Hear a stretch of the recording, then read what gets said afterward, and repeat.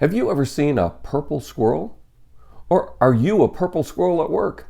It can be an invaluable role to play, and it can pay. They're rare but real.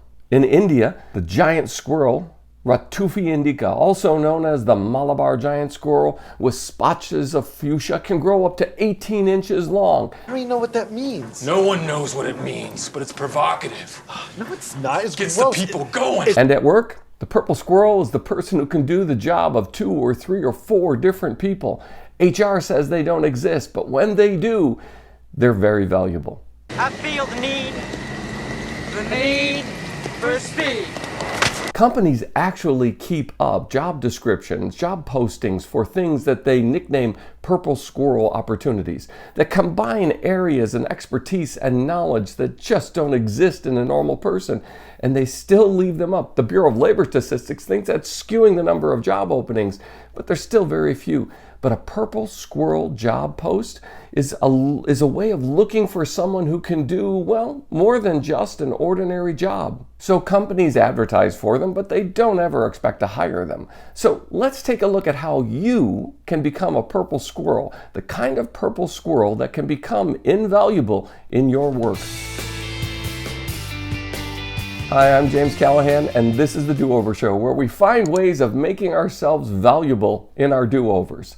And one of the most important ways we can do this is to use our real-life experience and our various skill sets and find ways of, well, making ourselves into a purple squirrel at work. HR recruiters and labor statisticians use the phrase purple squirrel to talk about a grandiose hybrid of unrealistic skills from traditionally different and distinct fields. A unicorn or a Swiss Army knife kind of person. You've probably heard those expressions. Unicorns don't exist. Swiss Army knives do exist. And usually they're just taken advantage of. But a purple squirrel is someone who has those magical qualities all rolled into one and can actually be real.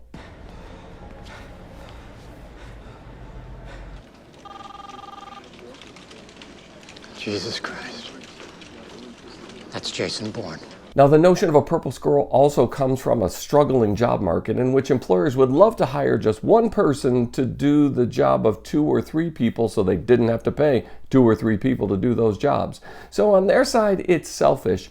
But what if you could make it something valuable and make yourself valuable? Employers live without purple squirrels every day. Even though they dream of finding one person who can do 5 or 10 different jobs, they still have to pay 5 or 10 different people to do those jobs. But a purple squirrel can solve problems for an employer, for a company, for an organization in ways that they don't even imagine are solvable. In a changing and challenging workforce environment like we face today, we no longer have the luxury to have multiple hires for the multitude of tasks necessary for the agile today and successful tomorrow businesses we're in. So you'll find job descriptions out there looking for purple squirrels. You'll look at them and say, I wonder how in the world, where did this person come from? Where did they go to school? Because I don't think this person exists. Most of the time they don't. But what if you could be that person? So employers leave these job openings posted, hoping to attract the non-traditional, high-capacity, and otherwise hyphenated qualified candidates that just might be close enough to someone that they can work with and develop into something that is even more than just a single hire. The problem for us is not that there are these hypothetical job descriptions out there which no real person actually meets all the qualifications of.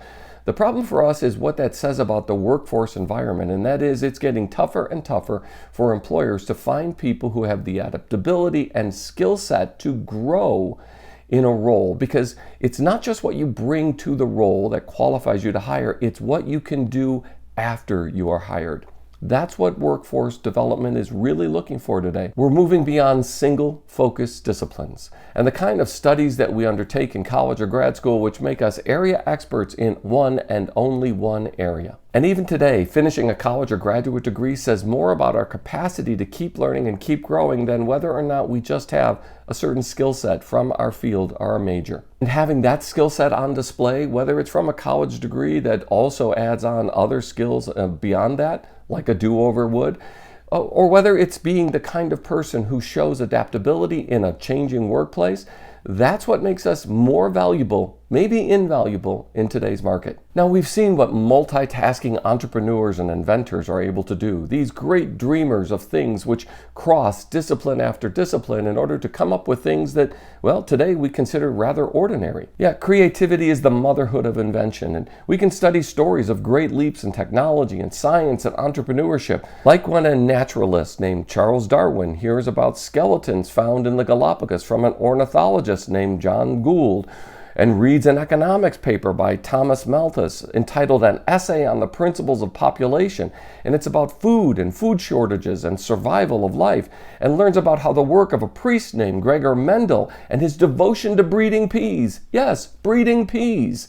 And from all of that we get the theory of evolution. No one single isolated discipline is behind what it takes to come up with these new thought forms, these new developments that become ordinary and routine and enable so much more that's possible within our world. And in the space of business and startups and entrepreneurship, the creative application of strange and alternative technologies, forcing things into existence that don't yet exist as we know them. Everything from the space race leading to the computers and our smartphones we can't live without, to the unintended use of things like Viagra that was developed to treat angina or whatever it is you want to call what it really works for. Hiya. It takes something more to put these different and disagreeing things together to come up with the kind of disciplines and advances and opportunities that create new in our world today. And we wonder at all those newly minted college grads who come to us knowing one thing, somewhat well versed in it. We know that they will be left behind in today's workplace, in today's entrepreneurship, in today's world of business, and the kind of things that are necessary to grow and sustain adaptability in our world.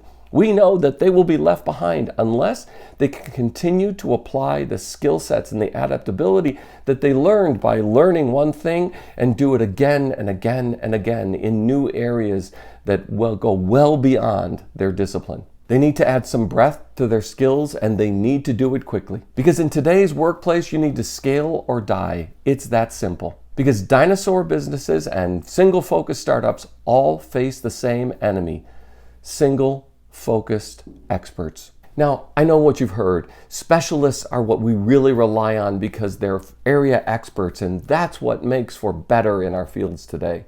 And we use phrases like a jack of all trades is a master of none, but we miss the full quote. A jack of all trades is a master of none, but oft times better than a master of one. And even though people are complaining, especially in the human resources space, about these purple squirrel ads, what they reflect is the reality of our future workplace together, and that is our ability to add and adapt quickly and add skill sets and capacities and competencies and certifications to our experience, to use our real life experience and show that they give us a capacity that a single focus area does not. That's the role that will make us more valuable in today's workforce. So what does it take to become a purple squirrel? First, you need to be good at that one thing, and then add to it with a mix of certificates or coursework or investment in developing skills in areas we are unfamiliar with. Now, the problem most of us face within our roles is that we are told to stay in our lanes, and if we develop competencies that are rivals to others within our own organization or businesses, they're going to see us as a threat. So here's the key. It's not simply trying to make that person redundant, because what your boss will do is say, well, I can pay this one person to do these 2 jobs, and they'll fire one of you, and one of you will wind up doing 2 jobs for the price of one. And that doesn't make you a purple squirrel. That makes you overworked, exhausted, and underpaid. So the alternative is to develop a skill set in an area, in a field that is not ordinarily part of your workspace, not part of your skill set, not part of what's expected of someone like you, not only with your degree, but within your organization. Find something outside of the norm And be generous with it. Give it back to your workplace. That is, learn a certificate, find something that adds value, develop your skills outside of any skills that people have in your workplace, and then start to use it freely. Don't be stingy with it. Don't hold it back and say, well, I know something no one else knows. Give it away for free and show that that kind of added value helps not only the organization, the business, but helps you. And then, here's the trick.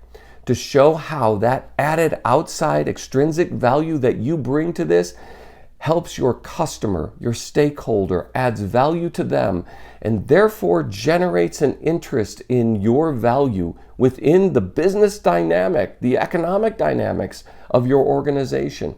So you don't replace someone, you add something of value, something that's valued to your customer. Because when your employer, when your boss sees that you are of more value to people that they find important, you'll become more valuable to them. So first, it's finding that area that's not in your department. Secondly, it's making sure that you're not stepping on someone's toes. And third, sharing it widely in all that you do, showing its value add for your customer, your stakeholder, and making it more valuable within your organization. Now, you'll find others in the organization will begin to rely on you. Most of them are not going to run out and seek that kind of certification or that expertise or that skill set that you have. They're going to let you own it. So own it and enjoy it. Don't hold back. Don't begrudge others. Don't say, well, I should be paid more for this. No, it adds to your job that you're doing and you're showing that you are more valuable. The payoff comes not when you replace somebody else, but when you generate more interest in that area that you have added. And generating that interest, that value, that is the hardest part of being a purple squirrel.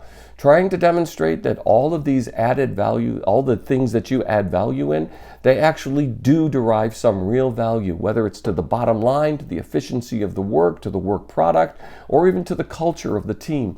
There are areas in which you can excel that are not written on a job description and are not expected from us in our roles. Those intangibles, those are the hard things about being the purple squirrel. And that means you're going to be a person of influence, but without a title, without a promotion, probably without a raise. But you're going to be the person who starts to influence the way others think and work. They start to talk like you. They ask the same critical questions that you do. At a place of work, for example, where you start to make things realistic for, let's say, the customer, where you say, what is it that's valuable to the customer? You'll find others repeating those phrases, and it will begin to echo, and that echo chamber will increase your value. And a good employer will see that you are the source that generates this interest. Yes, on some occasions, you'll be taken advantage of. Congratulations, welcome to work today, or ever. But what you offer, what you want to give, is that you're giving more to the job than is expected of you. That is your added value in today's workforce. That is what a purple squirrel is. If you find yourself developing those skills and you're wondering how much more value am I adding, I've done a video on actually making yourself more valuable in the workplace and getting more money for the work that you do. You can check out that video here. Hey, and thanks for being part of the Do-Over Show. Please, could you tap the like button because it really helps. And while you're down there, would you consider subscribing, ringing the notifications bell? Thanks very much. I'm so glad you found me and I found you. Thanks.